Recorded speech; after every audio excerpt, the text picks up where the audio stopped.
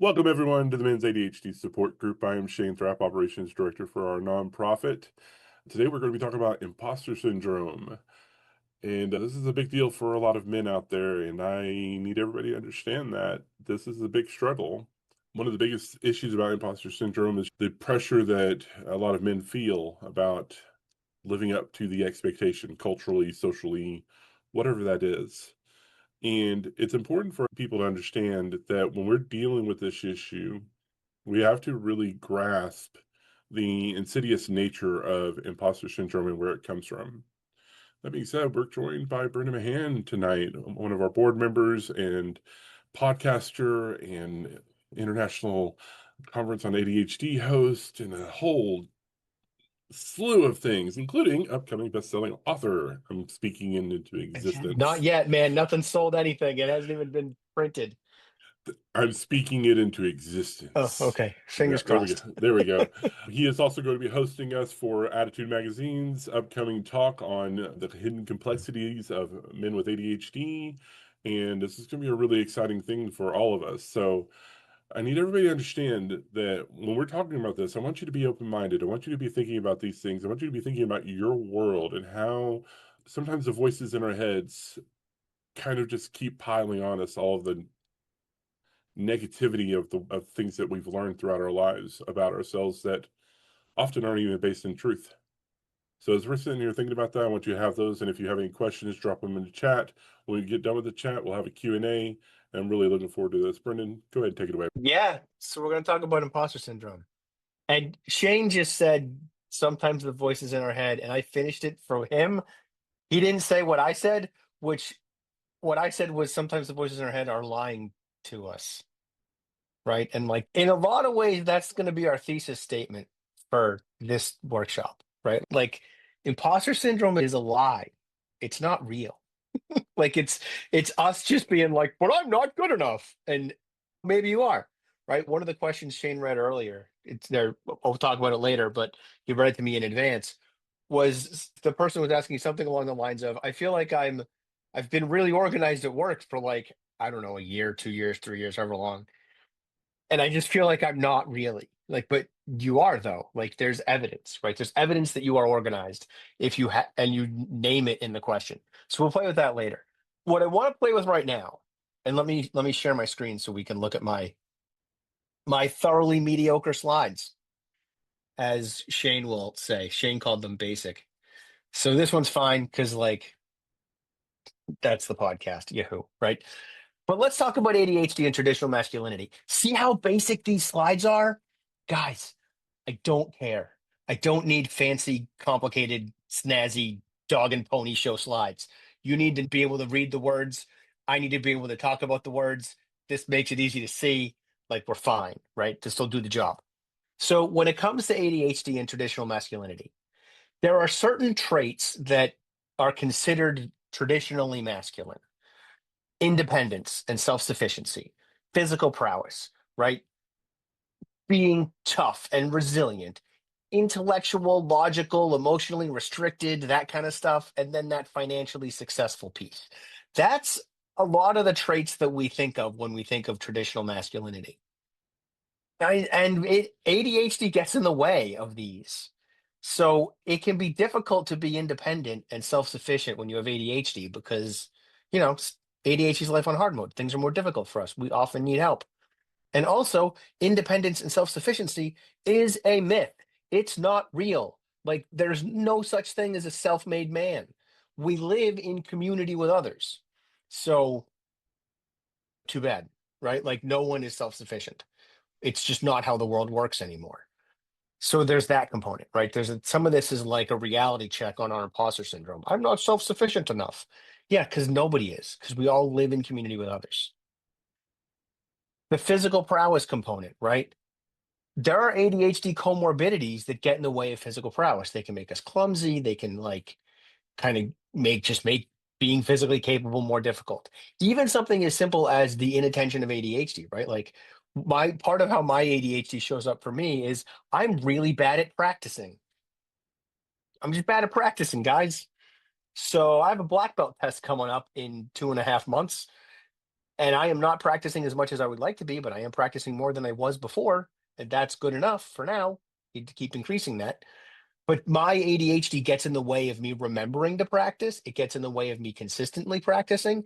It gets in the way of me maintaining that practice if I don't have someone keeping me accountable, because I'll just get bored and do something else, right? Or I'll get distracted and do something else. It's hard to become physically proud, capable, eh, if you're not practicing effectively, right? If you're not going to the gym reliably or doing your sport reliably or whatever.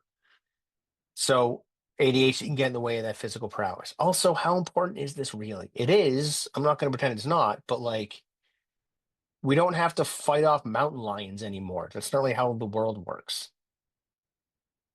Tough and resilient.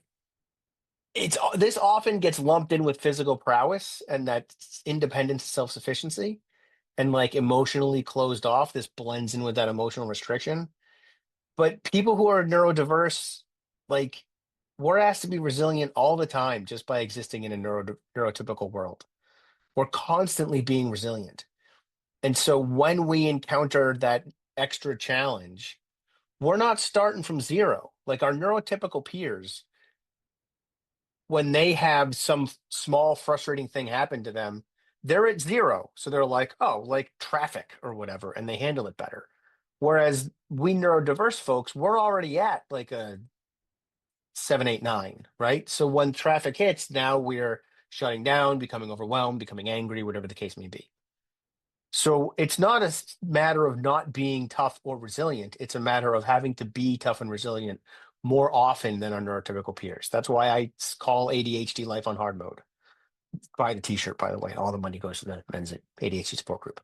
And then the intellectual, logical, emotionally restricted, like that's a lot of that is executive function, right? Executive function can get in the way of our ability to be sort of perpetually and intellectual and logical, right?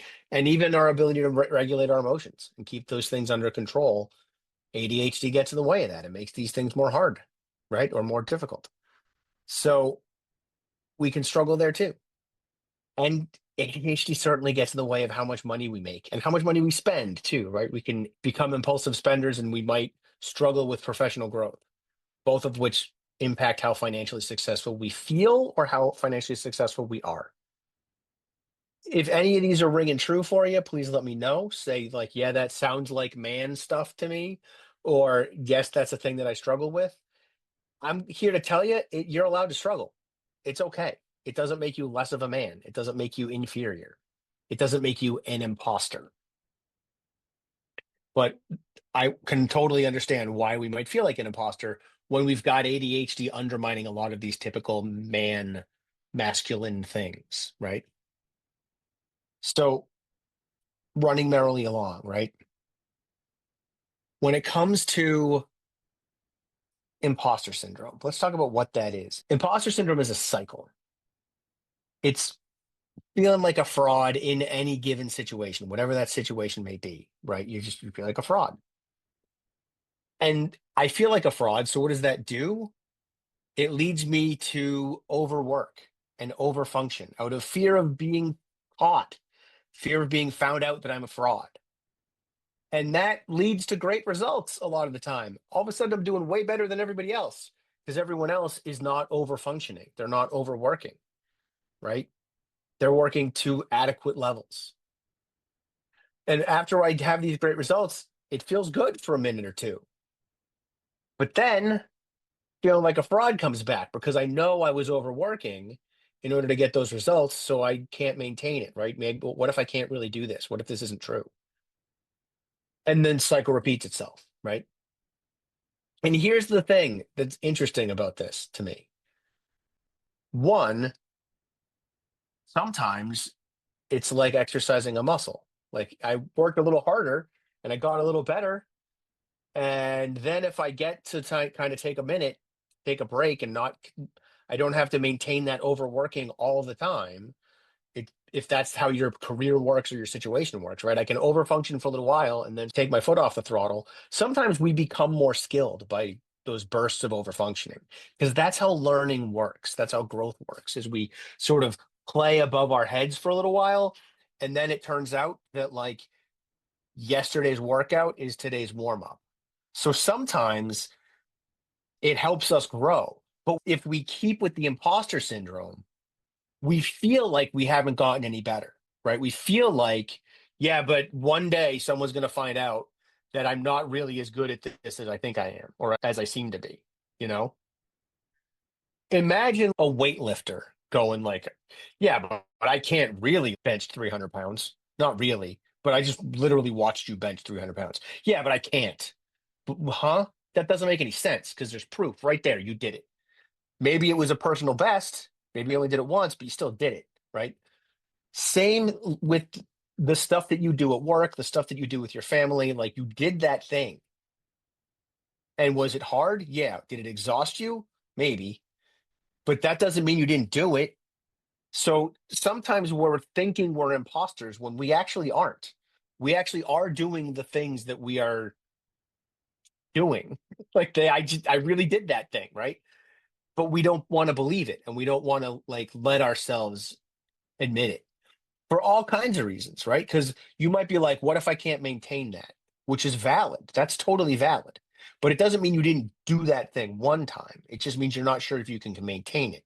So cool. Okay. But that doesn't make you an imposter. That just means that you understand your limitations and you understand where your skill level actually is. You played above your head for a little while. That's okay. But now it turns out you're a little bit better than you were. And I really encourage you guys to kind of, when you hit imposter syndrome land, wonder if maybe you're getting a little better. What I want to have happen is I want you guys to shrink your imposter zone, right? Like just make the imposter zone a little bit smaller because you're actually doing this stuff. You kind of are that good, right? I'm speaking this way personally as well, right? Like Shane mentioned, I'm writing a book and he was like best-selling author. And I was like, pump the brakes, homie. We don't know that, right? Because I don't know that that's going to happen. Are people expecting it? Yeah, kind of. Am I one of those people? Yeah. Like I totally think that I can pull it off, but I haven't done it yet. So I don't know. And I don't feel like an imposter. Not yet. I might eventually, right? I do worry. I'm like, man, am I going to do this? But I'm not like I don't belong. I don't feel like I should not be on the stage that I'm on. I feel like I belong here, right? Because I've been able to manage stuff and been able to manage that imposter syndrome, which you just gotta. So let's talk about some of these traits of imposter syndrome. Perfectionism is a critical piece of imposter syndrome, right? It's often disguised as high standards. Like, oh, you have really high standards. Or it's just perfectionism, you know? It's that persistent self-doubt. I don't know if I'm good enough. I'm not sure. That's the thing I want to whittle away at as you listen to me babble, because like you are better than you think you are. And it's okay to know that. It's okay to admit that. And I can play with that in a minute.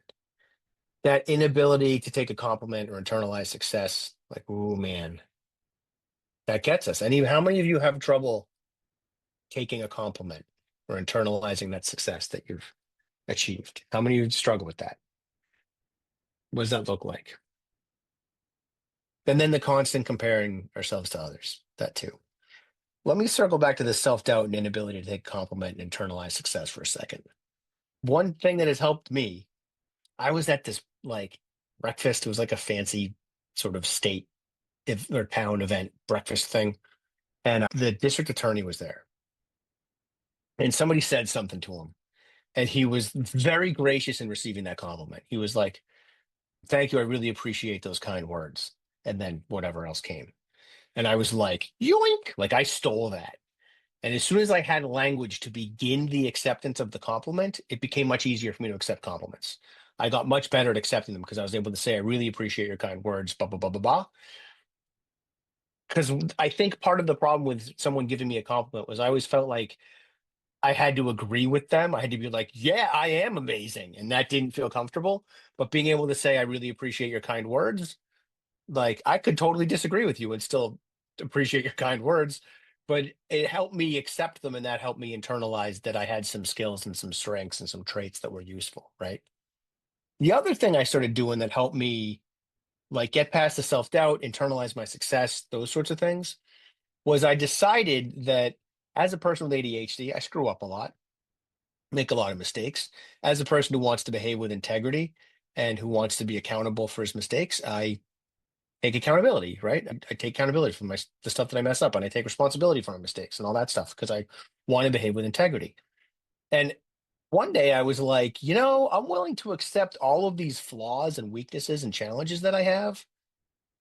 Taoism says I should probably accept the stuff that I'm good at too, right? So like now I'm much more comfortable being like, no, I'm dope at stuff. Like I'm really good at presenting. I'm really good at delivering information to people. I'm an amazing dad. Like there are things that I'm really, really good at. And there's stuff that I struggle with. Like I suck at practicing, for example. That balances the scales. So I don't need to be a jerk, right? I'm not being a jerk when I say I'm great at this. I'm just stating the truth. And also, as an entrepreneur, I kind of have to be able to talk myself up and say what I'm good at if I want people to hire me. But that lens has been useful to get me to accept the balance of myself and where I'm good at and what my successes are. So I'm wondering, like, just in the chat, I'm going to challenge all of you. Just type stuff that you're good at, one or two things, three things, whatever you feel like. But just type in some stuff that you're like, no, this is my amazing. Like this is the thing I'm dope at.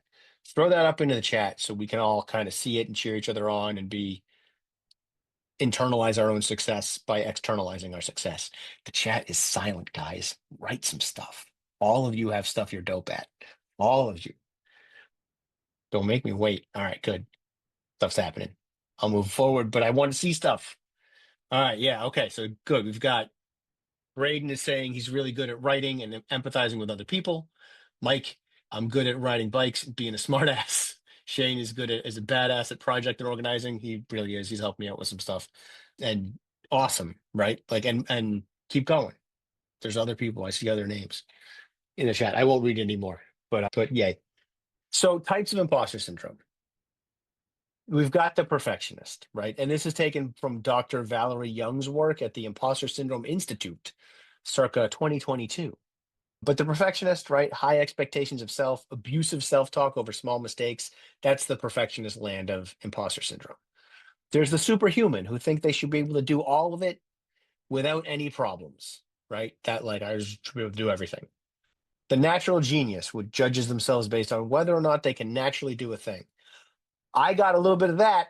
I'll tell you, there's a lot of stuff that comes pretty easy to me. And when stuff does not come easy to me, I get stuck and don't know where to go and need someone to help me start. The soloist who tries to do it all on their own and doesn't ask for or expect help.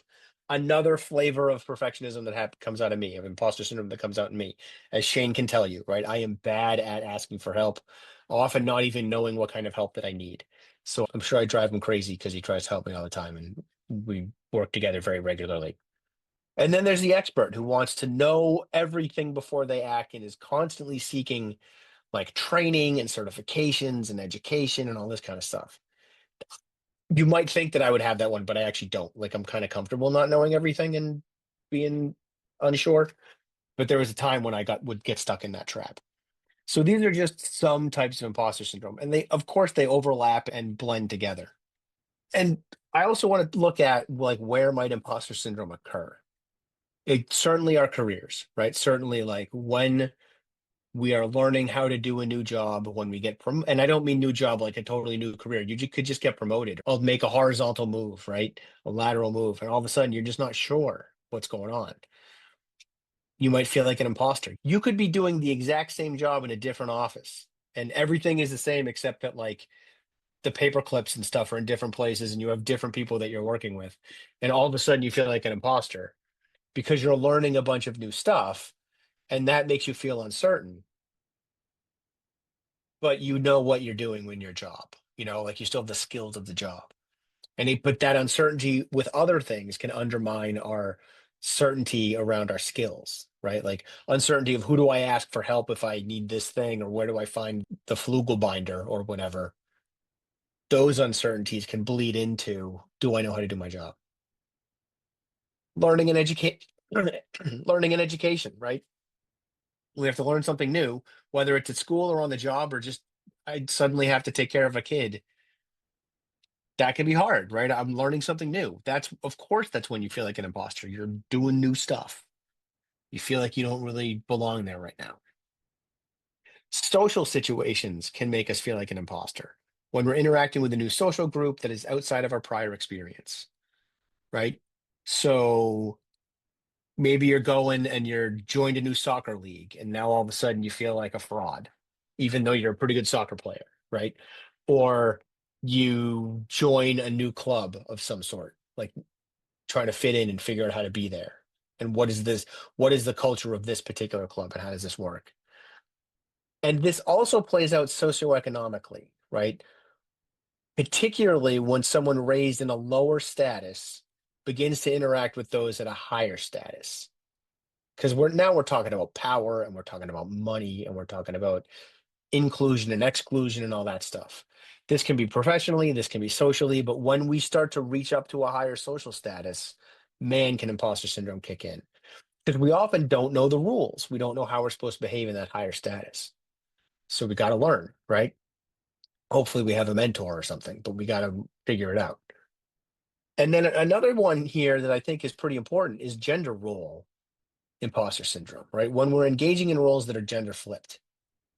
I don't know if you guys know the origin of imposter syndrome or not, but the origin of imposter syndrome is, I believe it was the 70s. I'm not remembering the name of the woman because I'm doing this off the cuff, but it was started as a way for women to understand what was going on and why they were feeling so anxious in the workplace because they were in a male dominated workplace because it was the 70s, and trying to figure that out and why they felt like they didn't belong. And the term imposter syndrome was coined for that phenomenon of women in coming into the workforce. And it, of course, has expanded since then and is being played in lots of different places. But one of the things that we have going on now, and this may or may not apply to the people who are listening and who are here right now, a lot of us men are suddenly doing more home work, like home care and child care and that kind of stuff, homemaker stuff. And like, how, what, huh? How do we do that? So there's potentially some feeling imposter syndrome on being a dad or taking care of the house while your wife goes to work and makes the money. I've been there, right? Like I've done there. My wife makes more money than I make. I've spent a lot of my time working from home and being the guy who takes care of the kids. It was hard. Like I had to figure it out. There were times when my imposter syndrome would come up. One of my kids in particular had a lot of struggles. He had obsessive compulsive disorder, ended up hospitalized for it and stuff. And I remember going like, I'm training parents how to parent, and I'm struggling with my own kid. Like I do want to talk about imposter syndrome, but it was a new challenge that I wasn't trained in. Like it was a totally different animal than anything I knew how to do. I'd figure it out. So I figured it out. And that's how I want you to look at imposter syndrome, kind of. It's like, oh, I'll figure it out. It's a problem to solve. That's all. And half of that problem is your own internal dialogue and telling it to shut up because it's lying to you. And another piece of it is just being like, yeah, okay, cool. It's fine that you are worried and feel that way, but you're worrying about stuff that may or may not be true. We'll cross that bridge when we get to it, right? And then skill up for the rest of it. Fill in the rest of that gap with us by skilling yourself up. So what causes imposter syndrome? This is that cultural stuff Shane was talking about. Emphasis on success, performance, competition. I don't know if you guys have been reading the internet lately, but man, are there some men out there who are all about success, performance, and competition. That lens, it just breeds imposter syndrome. Like, tell those people to shut up. They're lying to you. They're lying to you. The world is not all about performance and competition. A lot of it is cooperation and teamwork and helping other people and being helped in return.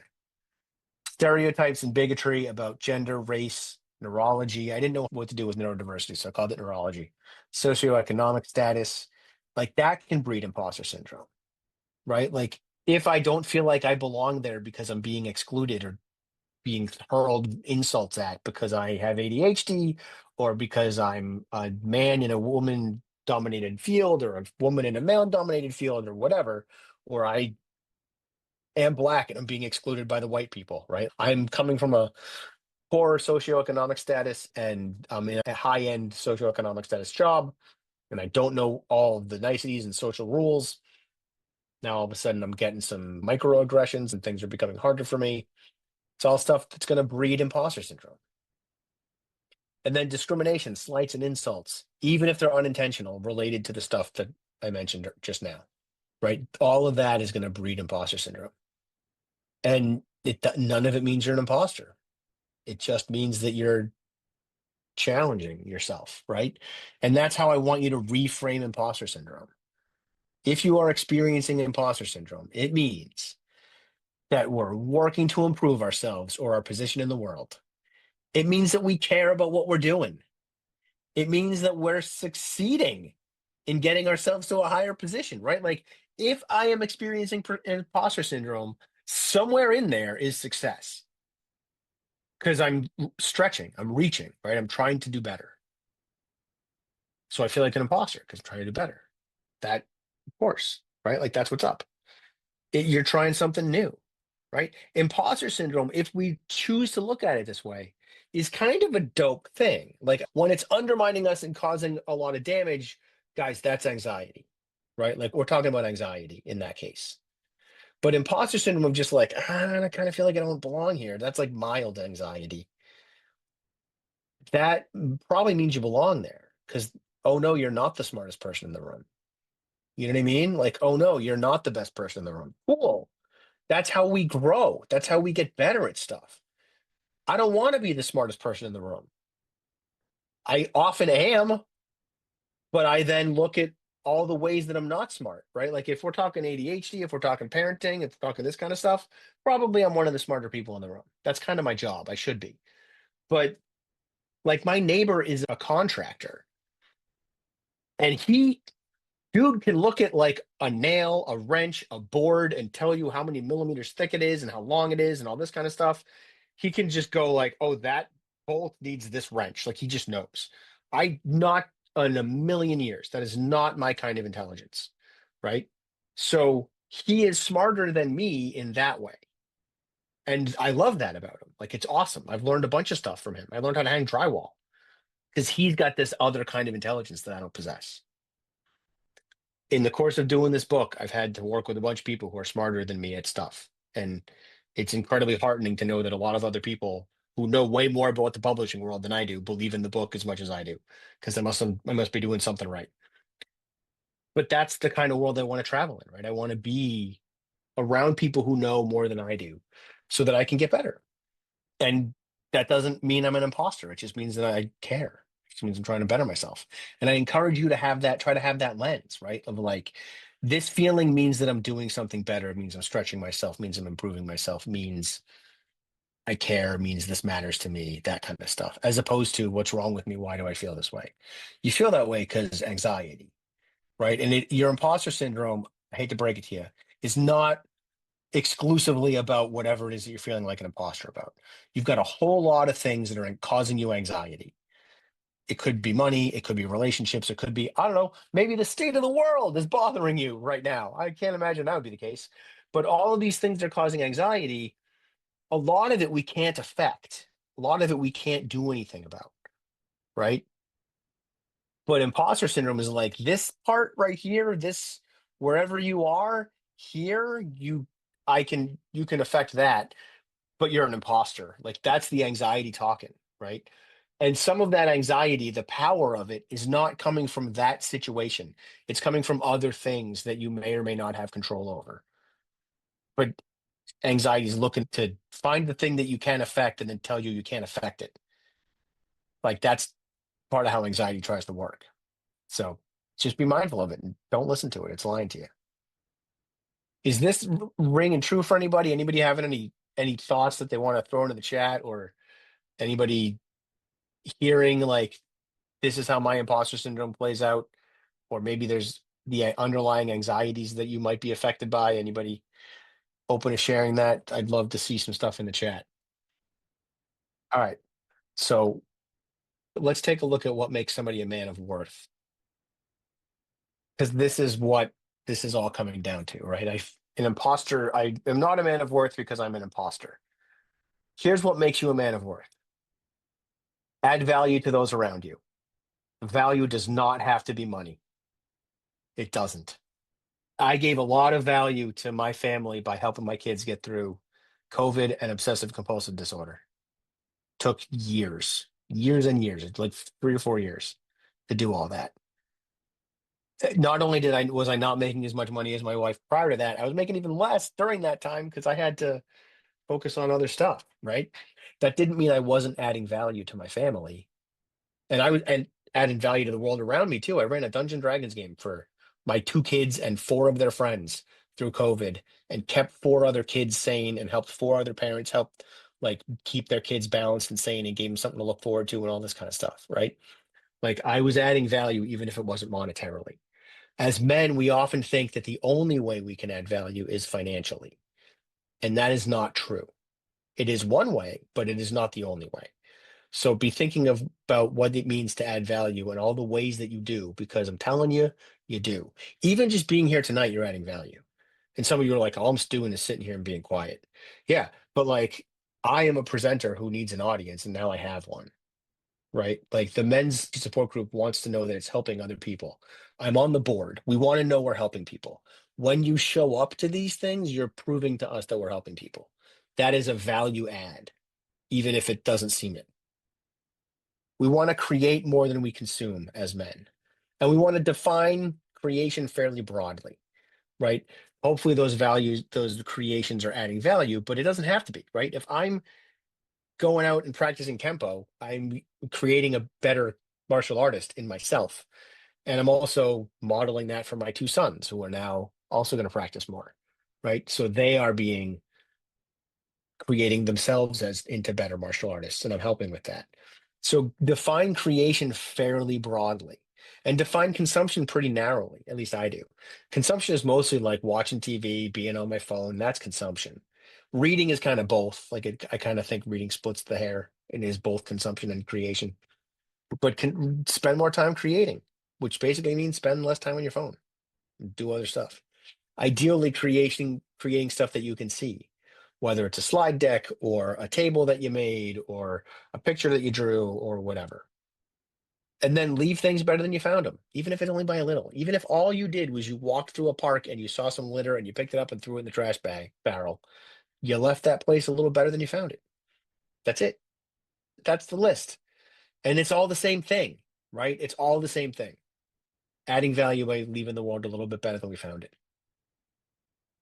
That's it. And if the world is falling apart, and I kind of feel like it is, not gonna lie, kind of feeling that a little bit, but my little circle, my little pocket of the world, like I can make it a little bit better.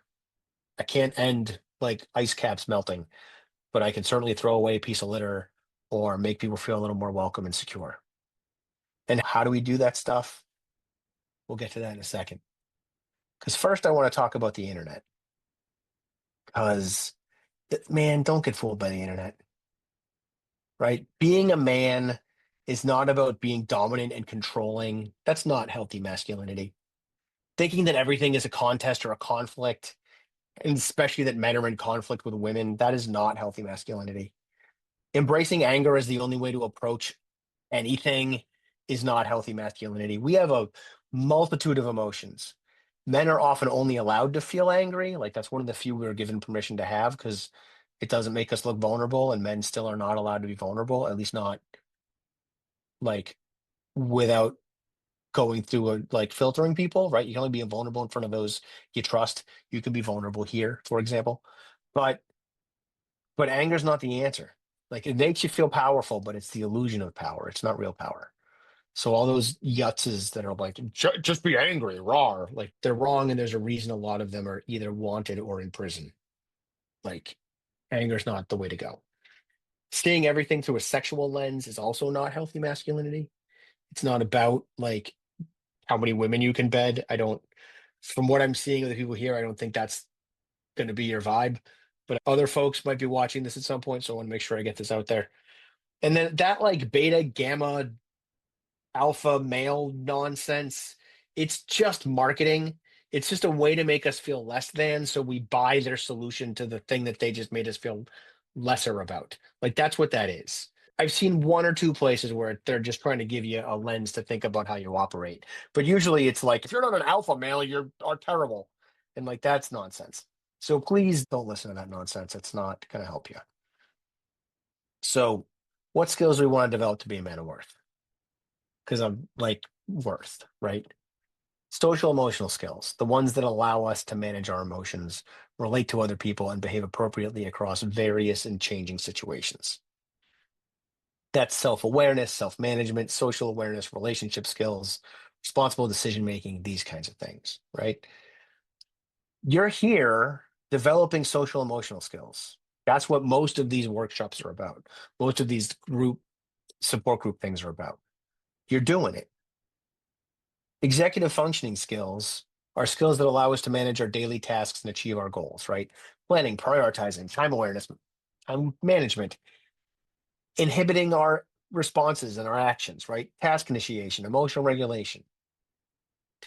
This is the stuff that ADHD gets in the way of.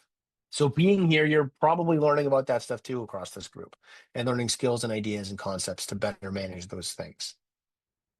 It's great. Like, keep doing it. And then there's technical skills. These are just broad categories, guys. Technical skills are specialized and or trained skills. It's everything else. And it's also social emotional skills and executive functioning skills. Because when we start to learn about those things intentionally, they become technical skills. Man, are my social emotional skills technical. My executive functioning skills are technical. I have to think about them and apply them with purpose and intention. My wife, with executive functioning skills, she doesn't have to be as intentional as I am. She just kind of does it. And a lot of my social emotional skills are like that too, but I've since learned a lot more, so they're more technical. But a technical skill is everything from carpentry to money management to conflict resolution skills, data analysis, communication, analytical skills, marketing, like you name it, right? It's a technical skill, including social, emotional, and executive functioning skills. That's what we have to learn. We need these skills to become a man of worth. Some of it is to be able to become effective in interpersonal communication and skills. Some of it, that's the social emotional skills. The executive functioning skills help us execute on whatever the thing is that's we're being asked to do. And then the technical skills are the things that make us effective at our job or at home. I have to know how to do that task. That's the technical skill. And then I have to actually do it. That's the executive functioning skills. The other thing that we need to become a man of worth is resources. It's not all money. Money is like the last resource I think about most of the time. Resources are access to information and education. This right here, the Men's ADHD Support Group, is a resource. Having the necessary tools to do whatever we need to do, or a tool that's good enough, right? Like you got to take a flathead screw out of a wall. You don't have a screwdriver, but you got a butter knife. Butter knife will do the job, man, most of the time, as long as it's close enough. Having a network of friends and colleagues that you can turn to for support. This includes something like a mentor to help guide you through this new environment, right? The Men's ADHD Support Group is a network of maybe friends, maybe colleagues, maybe just other men with ADHD. I don't know. But other guys with ADHD can become your friends. And we are certainly a network that can help support you and get you to where you need to be. That's why you're here. Time and energy, right? Those are resources that we may have. Our health, mental and physical health. This includes medication, right? When I think of resources so broadly that I'm like, dopamine is a resource that I don't have. Like I have it in limited supply, right?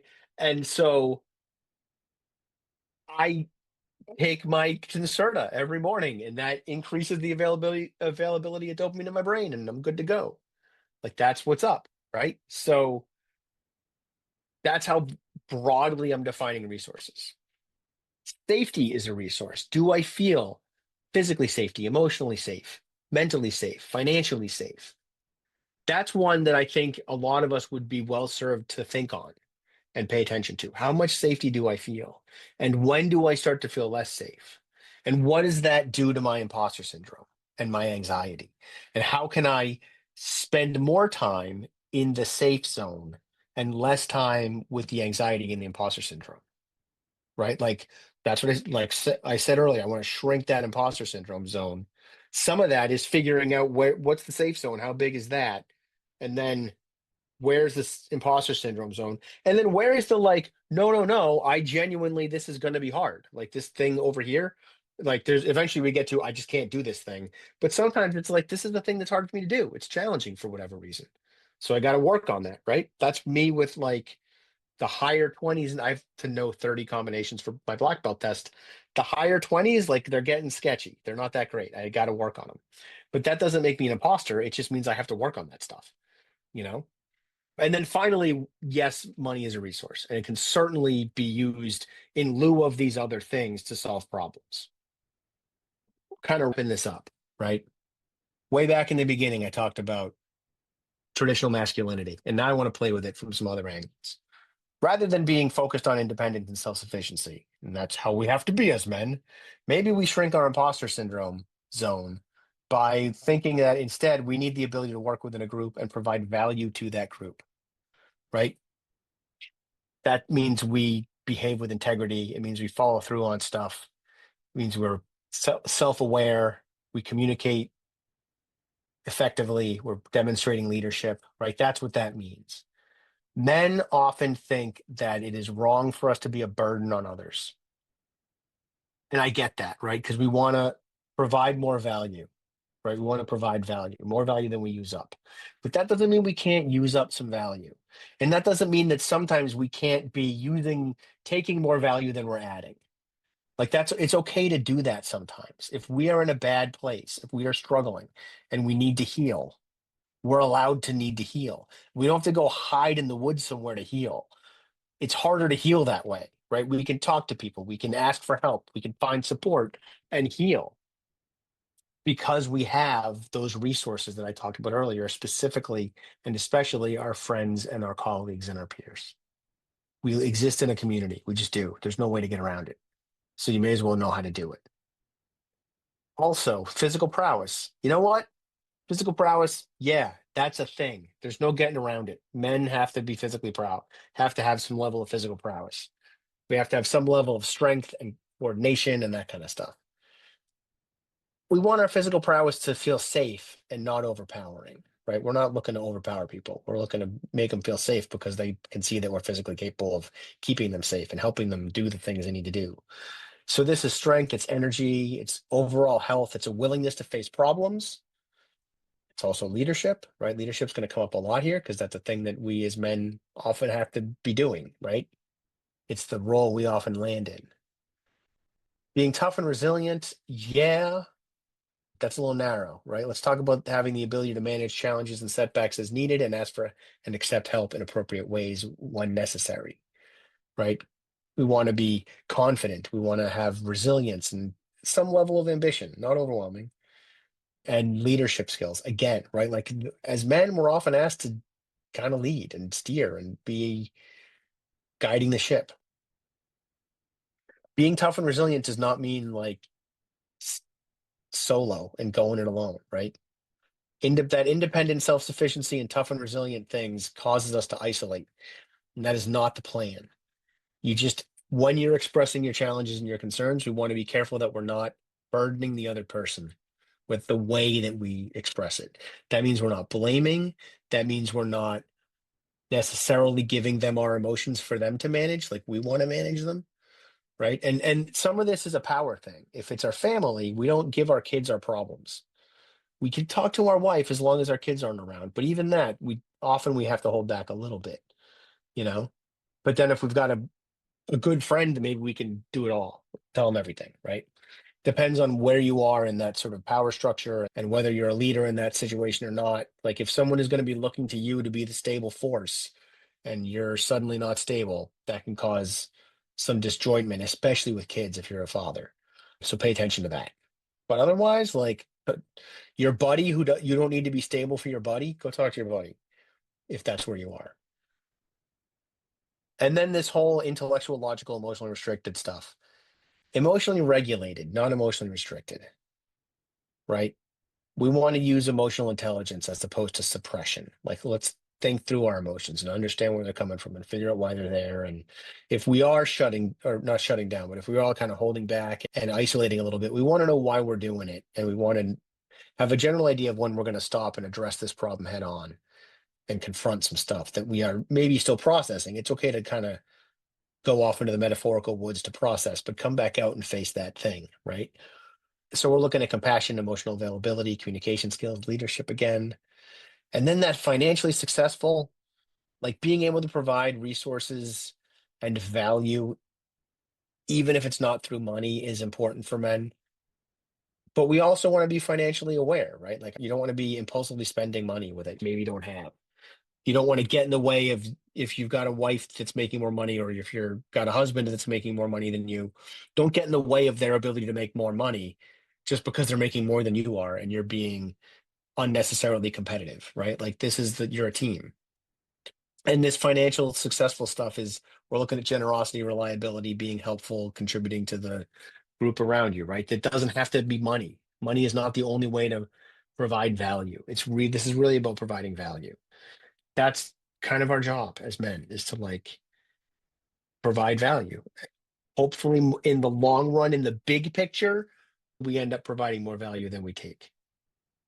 But that doesn't mean that in the short term, sometimes we're not taking a little more because we need that so that we can then go forward to provide value later. So I hope that this made some sense to you. I hope that I kind of wove this together in a way that was useful. If not, feel free to be like, Brendan, what the heck are you talking about? And we'll play with that questions and Q&A stuff now. Excellent. Thank you. I appreciate this. Okay. I'm glad I it do. was ish where you wanted it to go because Yeah, I know it definitely was, and I appreciate everybody in the chat. We had some pretty decent conversations in there. Apparently, there's an Omicron man, which is hilarious. never heard of Omicron, man. Apparently, it's super pretentious and self-assured, but without any real moral high ground to stand upon. But they believe in purity. Anyways, not important. Uh, How come so many of these blank men are like, hey, you've got this thing that's cool about you, but mostly you're shitty? Like that seems to be the definition of all of the men that are not alpha, and it drives me bananas. It's such nonsense. Sorry, I'll shut up. which I think it's hilarious because a lot of the alpha male stuff comes from scientists back in the day. I can't remember his name, but he was talking Yeah, about he the had. bullshit wolves in Yeah, captivity and thing. even he came back like a few years later, was like, "Hey, this is not a thing y'all should be looking up to. This was a critique of that of those that fail are often in that position." Yeah. And I'm like, "Oh, okay." So I wanted to touch on something that you said about leadership, right? Hmm. For a long time, I had this mindset of leadership. It was because I grew up in a church. It was super Old Testament dominated and everything like that. And their idea of a leader wasn't Jesus, it was Moses, right? It was Solomon, it was King David, authoritarian rulers, right? And Hmm. I grew up with that mindset that that's what a leader is supposed to be. That's a However, boss. right. However, whenever I got older and I actually started getting into leadership positions myself, I turned around and I really looked at what a leader meant to me. And where I kept falling into a lot of was a leader is a person that provides for their people to be successful. I don't know if I read that in a book somewhere or if I Hmm. just had a thought process on that. And that's what actually led me to servant-based leadership, which is Hmm. actually the Jesus way of doing things. And not to bring religious into it, it's just because that's where the roots of this were. And like for me, how I provide success for the people I'm working for was always like, what resources do my people need? What support do they need? Like, who needs to have a conversation with who? Like, how do we connect people who can like be the subject matter experts talking to the subject matter experts? Like how do we provide these communication channels? How do we develop these processes? How do we make things simpler for everybody? How do we make sure the accommodations are being met? Like that's what always meant leadership wound up meaning for me, and that's actually where I found so much success. So when we're talking about leadership, look up servant-based leadership. You actually may fit into that realm Oh, I better totally do. Yeah, I than totally do. Yeah. authoritarian. No, Yeah. yeah, yeah, yeah. No, my lens is there's a difference between a leader and a boss. A leader makes their people feel safe, including safe in failure. And so success is easier to reach because we can fail and be okay, right? So I can feel safe in taking risks and learning and growing and all that stuff. A boss makes failure terrifying. And so people succeed because failure, it's too scary to fail.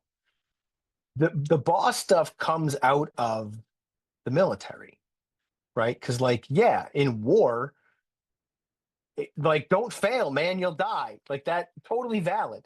But in the military, your best leaders are leading and they have the boss tool in their toolbox. They have the boss style of leadership in their toolbox, but it's not the only tool they have. They have a lot of other ones.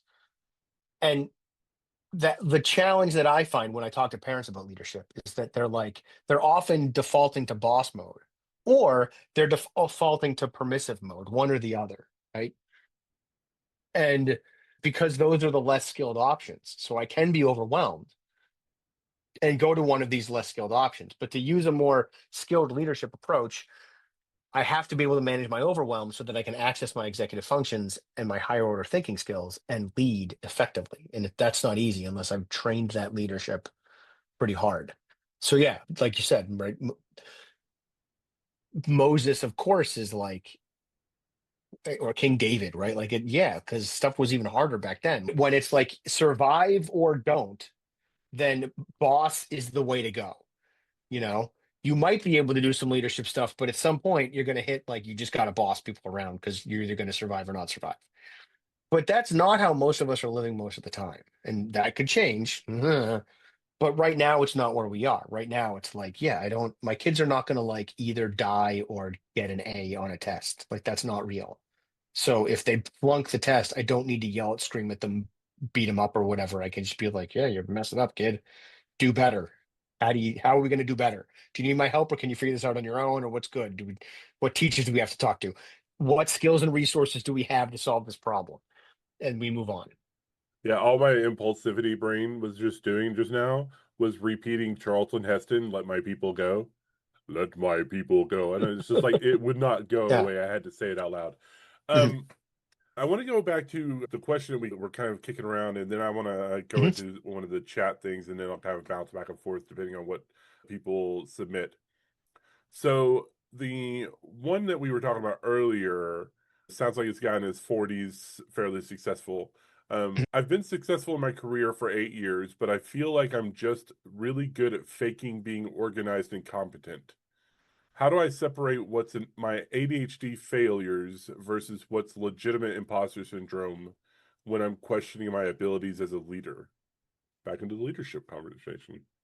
I'm going to play with this in two ways. One, if you've been organized for 8 years, like for real, you're organized. Tell your imposter syndrome to shut up. Like you've learned the skills you needed to learn because you don't stay organized for almost a decade and have it not be real. You're thinking with 8 years ago you brain. You're letting your like, and this happens to all of us, especially those of us with ADHD, right? We have that like, well, I remember when my backpack in my locker was full of stuff and I never knew where anything was, and it was completely overwhelming. And I fall back into like middle school Brendan brain, and I'm like, that can't be real. I can't actually know where papers are. It's a lie, right? I've grown and I've matured and I've gotten better. So maybe your imposter syndrome is just straight up lying to you and you need to ignore it, tell it to shut up, talk back to it, etc. Right? Or maybe you're faking the organization. Maybe it's like everything looks good, but when someone's like, hey, can you give me that TPS report? You're pulling open a filing cabinet that's like a total nightmare and you're moving piles around hoping you'll find something because all of your piles are hidden in secret. That could also be the case. And that just means you got to take some time and be honest with yourself and go, look, this is the stuff that I struggle with. I need to learn some skills around like paper resource management or whatever, or how to like create an effective file search document on my computer or whatever the case may be. I don't know what kind of organizing we're doing here. And like get a coach, get a mentor, get a whatever, learn the skills you need to learn and accept the fact that you're not going to do it perfectly. You're going to like do okay for a little while and then you're going to screw it up and backslide and then you're going to do a little bit better and you're going to backslide and do a little better and eventually you're going to reach some like balance point that's better than where you are now but still not perfect because perfect doesn't exist and shrink that imposter syndrome gap, right? Like that's and I know there's a question about how to do that and I'll talk about that later. But that's what we want to do, right? You're not this dude has been doing it for 8 years. He's not an imposter anymore. People Yeah, know. I mean, I'm at this point, like you've been that successful for that long. Hire a personal organizer and or a personal assistant, or both, Hmm. or a person who does both for you, and work out the system, and let it Hmm. be, and let it be like, and let her or let them be your crutch for that. Like if you Yep. have a report that you have to get done and you have all the data and it's all organized, but it just needs to be cleaned up and presented, you know, use your Yeah. strengths, use your resources. Right. So I want to segue into that was the next question is like, what do you mean by shrinking your imposter syndrome, and like how exactly do you do that? Can you go into more detail about that? hmm Yeah. So we're like when we're shrinking our imposter syndrome, depending on how experienced you are at it, you might be shrinking it significantly. We might be talking about like you're whittling this thing down, right? Like it's like slices, thin slices coming off here and there. And it's going to shrink and then grow back and shrink and grow back. And hopefully it's getting smaller in the long run, but it's going to wiggle and wobble, right? So there's a few ways to shrink our imposter syndrome, that zone, right? One is find out what's true now, not what's true in your memory, not what's true in the back of your mind, right? Like I'll give an example. This was 2 years ago at the ADHD conference. I was up on a stage in the Discovery Hall interviewing these people who are my friends who are just like luminaries in the field of ADHD. They're my friends. They all took like piece of their day out at the conference to have a conversation with me in front of like this sort of milling about crowd. And I'm at the same time when I'm not doing that, I had been like helping people solve problems and doing all kinds of stuff. And I had this moment where I was like, at the conference, I am a cool kid. I'm not trying to toot my own horn. It just is what it is. Braden and Shane can back me up on this because they've both been there with me. I'm a cool kid at the conference. Brendan on this particular day was like, who do you think you are? Like, you're not a cool kid. What do you like? What makes you think that people care to see you on a stage interviewing people? Like, who, come on, what are you doing? And I was like, oh, hi, middle school Brendan. Like, it's nice that you're here to share that with me, but you're wrong. Like, yes, back when I was in middle school, I was not a cool kid. And even in the rest of the world, I'm not a cool kid. I'm just a guy. But like here, I'm a cool kid. In this particular piece of my life, I'm a cool kid. And like, settle down, middle school Brendan. Just be glad we get to do this for like 3 or 4 days and let's move on. Right. So like that that was my moment, right? And doing that shrunk my imposter syndrome a little bit because it was my imposter syndrome that was talking. So one thing is get real, like what's true, and don't be afraid to give yourself credit for being amazing. Like own you're amazing, guys. Whatever it is that's amazing about you, own it. Just be like, yeah, it's true. Shut up, imposter syndrome. And the stuff that you stink at, own that too. Because part of our imposter syndrome is like, yeah, but see, you're not as cool as you think you are because you have all these secrets about all these ways that you're struggling and all these things that are hard. If you're not treating those things like they're shameful and secretive, you can own them better and you can get the help you need. You take away some power from your imposter syndrome. You just undermine its authority because part of where it's getting its authority is it's like, yeah, but nobody knows that you have like a messy filing cabinet or that your office is a train wreck or whatever. Like, yeah, okay, sure, nobody knows that. I'll show you my office is a mess, guys. Like this part is great, but if I turn this camera, and I don't know that I can without unplugging a bunch of wires and not being here anymore, it's like my office is a mess. Like it's messy. It is because I have ADHD. Duh. Right? Own your stuff, and it takes away some of the power. The other side of this is skill yourself up, right? If you're playing above your head, then learn the skills you need so you're not playing above your head anymore. That's another choice. There's lots of ways, right? Like your imposter syndrome is you feel like you're lying. So find the truth, right? And finding the truth narrows that window. I'm going to tell you a personal story on that one. So for the longest time, I thought my autism was going to make me public speaking be a problem for me. And I was just like, I constantly felt like an imposter every time I go on stage or if I do one of these things, right? I went and got a coach just to get checked out, skill up, like you said. And as I did it, as I went through the coaching and he was telling me all these different things that I should do and things of that nature, I realized that like I did those things. And so the more that I learned through skilling up wasn't actually me learning, it was affirming my own knowledge and my own skill set. hmm And I got more comfortable in the uhs, the ums, and stuff like that.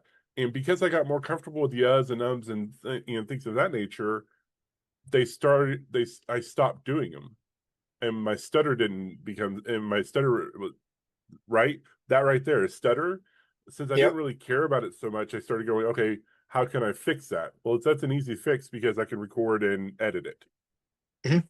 And it was just all these little tips and tricks that I was sitting here going, oh, I didn't realize that that's what speaking was. And the more that I went through that coaching, the more I realized that all this was really doing for me was affirming my own knowledge. Sometimes when you're skilling up, you're also just affirming what knowledge you actually have. Yeah. Sometimes it's just shifting your perspective, right?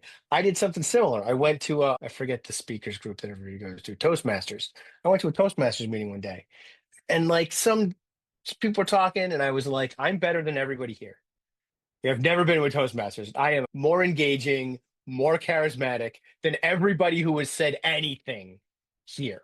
People rolled in with prepared speeches. And then at the end of the day, they were like, "Dude, we're gonna do some improv stuff." And I was like, "I don't roll." And I rolled in and did like a Halloween thing. And some guy was like, "You said like 14 times or whatever." And I'm like, I don't care. Like I'm just not a guy who gives a crap about ums and ahs. And Shane and I have had that conversation. But like I'm so good at this. Like, who cares, right? And same thing, right? Like we hear sometimes we need a reflection, someone to reflect back on us where we really are and what we're really doing so that we can close that gap. Like that, it's just so important to close the imposter syndrome gap. And if we are in our heads about it, we never will. Yep. All right. I got another question that was submitted through private chat. I need Mhm. 3 times longer to write papers because of my executive function issues, but my research is solid. I keep thinking the admissions committee made a mistake accepting me. How do I stop feeling like I'm taking up space meant for someone normal? Hmm. I got questions. I'm hoping they can answer them privately to you. My first question is when you were in high school, did you have an IEP 504? And has that 504, because the IEP becomes a 504 when you go to college, has that 504 followed you to wherever you're doing this program, right? Like, does the admissions office know what's up? I'm assuming they do, because if it's taking you 3 times longer to write an essay or a paper, probably they're aware of that. And they are not judging you based on your ability to quickly write a paper. They are judging you on your ability to process information and do the research. And it stinks that the way to prove that you can process that information and do the research is by writing this paper. I'm going to read a Yep. response real quick. Yeah, do it. I don't have an IEP. I did tell the admissions team that I have ADHD. They do know about it. I do have some through Combinations. school, but I still keep messing up. And I just feel like everybody's judging me for wasting their time. I doubt it. Like it, I don't know what school you're in, but I doubt that they're judging you for wasting their time. You are more than welcome to ask.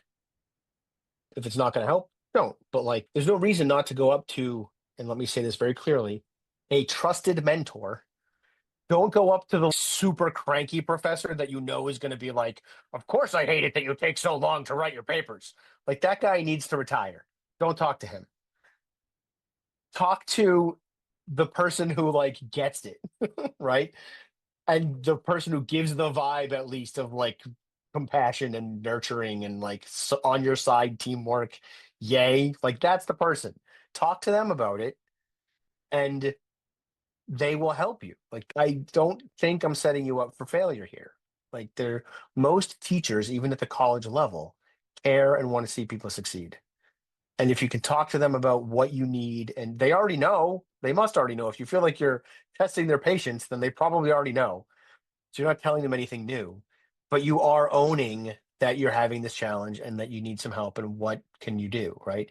You might find that there's other accommodations that are available that you are not currently taking advantage of because your accommodations might be dated, right? Like maybe now there are still people out there who are not using text to speech, even though they could, or speech to text, sorry, speech to text, right? Like maybe you could be dictating your papers and getting things written a lot faster.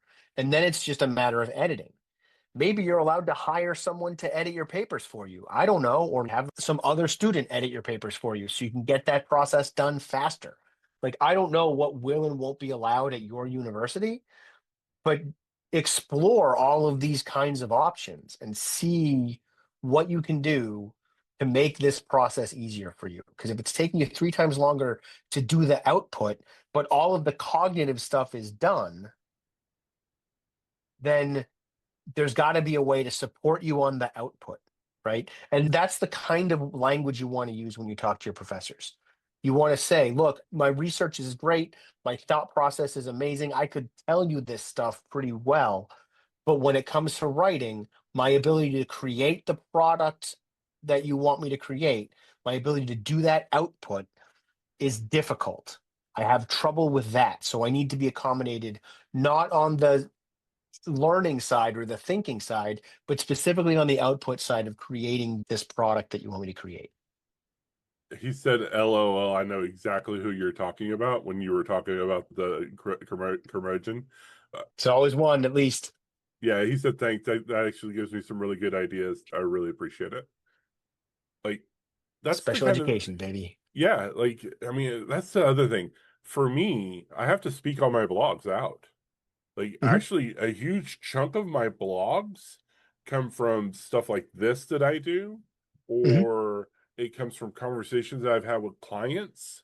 And because I record my calls, I'm able to sit here and take the chunk of what I said and depersonalize it and make it into a relevant blog. One of my biggest blogs right now was just me working with a client with her child and talking Hmm. about consequences. And I came up with a whole model. And I'm like, I don't do models. What the hell is this? And no, apparently it's super popular now. I may have to write a book about it. I got uh, you. all right. Any other questions in the group? Otherwise, I'm going to go to some that were submitted earlier. All right. So this one was submitted through email. Hmm. Everyone talks about grinding and being disciplined, but my ADHD brain doesn't work that way. And I have incredible bursts of creativity followed by total burnout. Am I just Hmm. making excuses, or is there actually a different way to build a business with ADHD? Ooh, hey, I know this one. Yeah, everyone doesn't talk about grinding and burnout. It's just the people you're listening to. Let's start there. There's plenty of other people who are talking about like doing things in fits and starts and just, working to your comfortable capacity consistently. Also, Like that. fuck hustle culture. Yeah, Fuck hustle culture hustle is culture. nonsense. It's That it's cult of productivity is nonsense, right? Like it's not healthy.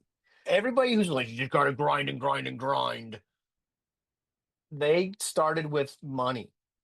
Or they started with absolutely no money and actually did grind and grind and grind. There's not a lot of people who fit that bill because there's just not a lot of people who fit that bill. Grind if you can grind, sure. But if you can't grind, don't.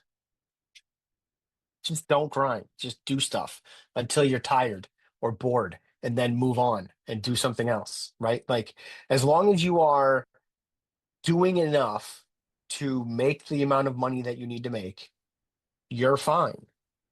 You're fine. You are not broken. You are not inferior. You just work different. And people with ADHD, like, can go gangbusters in short bursts and do 3 times more work than neurotypical people and not even blink. Like, it's not even an effort. Like, if we hit the right sort of flow state, we kill it. And that's not grinding.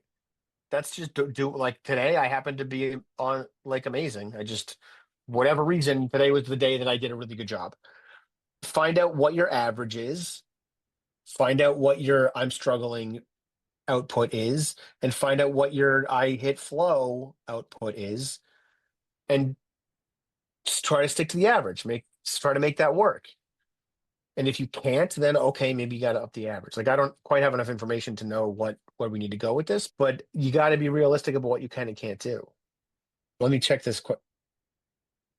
Yeah, and like, incredible burst of creativity followed by total burnout. Am I just making excuses, or is there actually a different way to? So it could be that you're pushing yourself.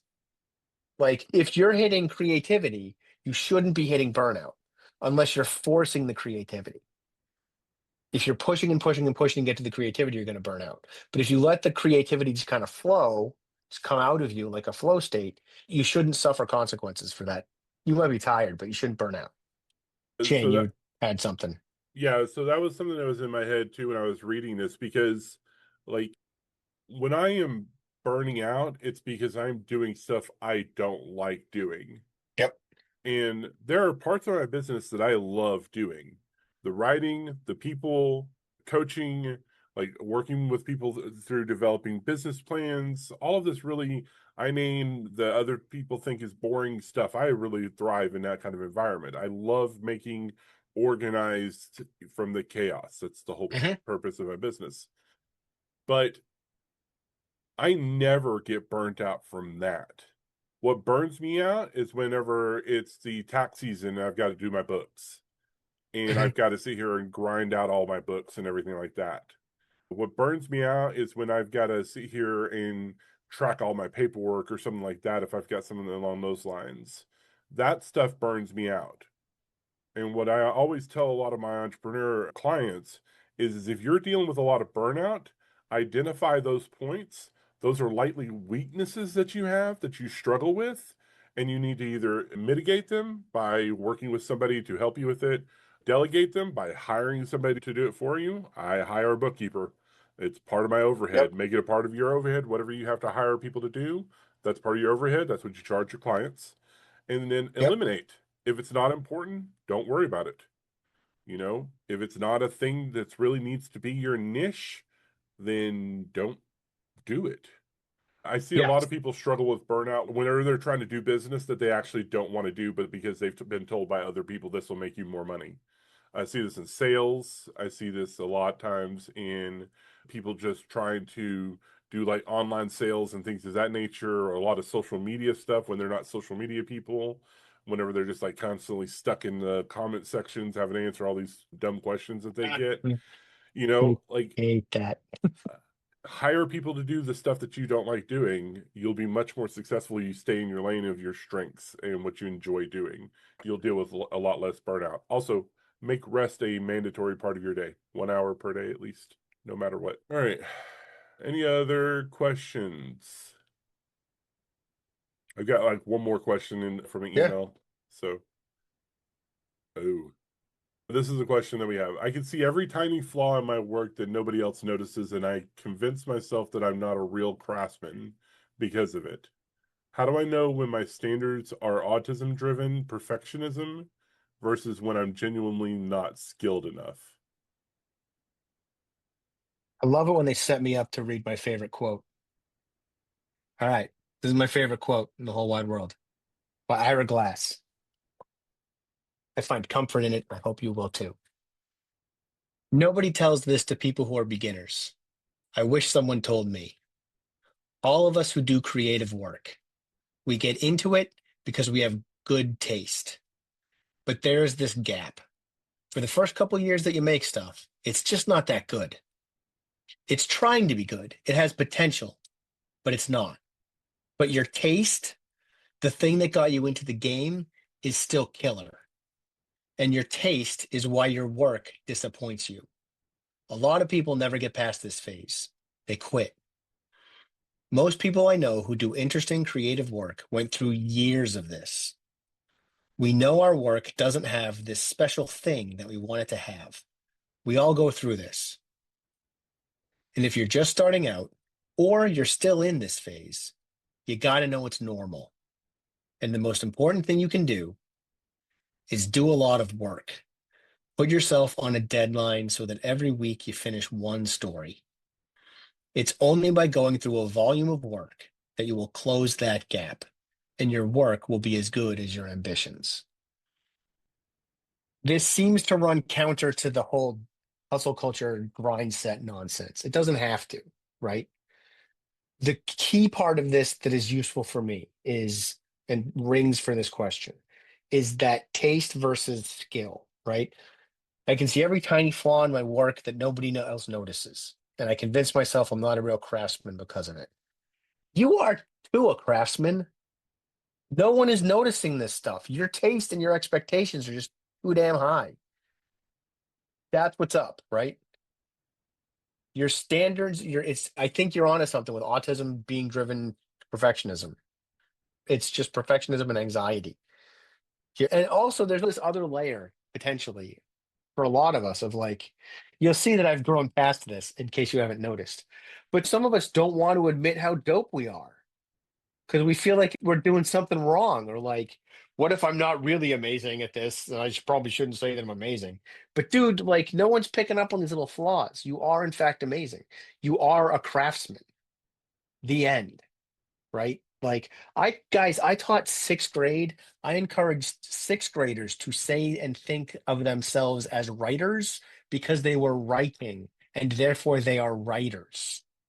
If you are crafting something, you are a craftsman or a craft woman, if we're doing it that way. I'm not sure if that works that way or not. The end. Too bad for you. You are in the club.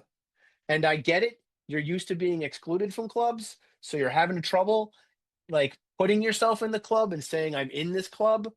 Because I'm assuming with autism, probably there's been some social challenges. You got excluded a lot. Guess what? You're in the club. Suck it up, buttercup. You are, in fact, a craftsman. And I can say that because I'm an expert. I love this one because I run multiple social media groups, so I see all the comments and the likes, and I love it because whenever I see people talk about this stuff, I see things that nobody else sees. Trust me, if you have piss poor work, you're going to hear people tell you that it's something's wrong with the work that you're doing. There's always those critics. There's always those people that are going to tear down people, especially if you're doing stuff in the comment sections of like TikTok and Instagram. I've seen people doing wire work on Instagram where it's just this like beautiful wrap and it's just like this like super minute detail where they're bending this wire with these tiny ass tweezers, and I'm just going, holy crap, and never fails. I go into the comment section. Oh, you scuffed that brass in one section. It's totally ruined now. And I'm like, Yeah, and that person can't do anything with brass. right, and I'm like, oh my God. So, yeah, like if people aren't mentioning it, then don't worry about it. Do your best. You're fine. All right. I would be willing to go so far as to say that you are dope as fuck. Yeah. Too bad. All right. I want to say thank you to everybody. I want to say especially thank you to Brendan. We appreciate having you on every time. You have done so many. If y'all have not already, check out our YouTube channel, like, comment, subscribe, do all the things, and really help us out with promoting what we do and really talking about where we are on all the men's ADHD support group on all the different social media channels. This is why we do this stuff, to provide the support and resources that everybody needs, especially as we go forward. We have some really cool things that are going to be happening in the next year that we'll be talking about more, an expansion of the business possibility in the near future. So we'll get into that more details. This is all next year kind of stuff. And thank you so much, everybody, for coming. Appreciate it.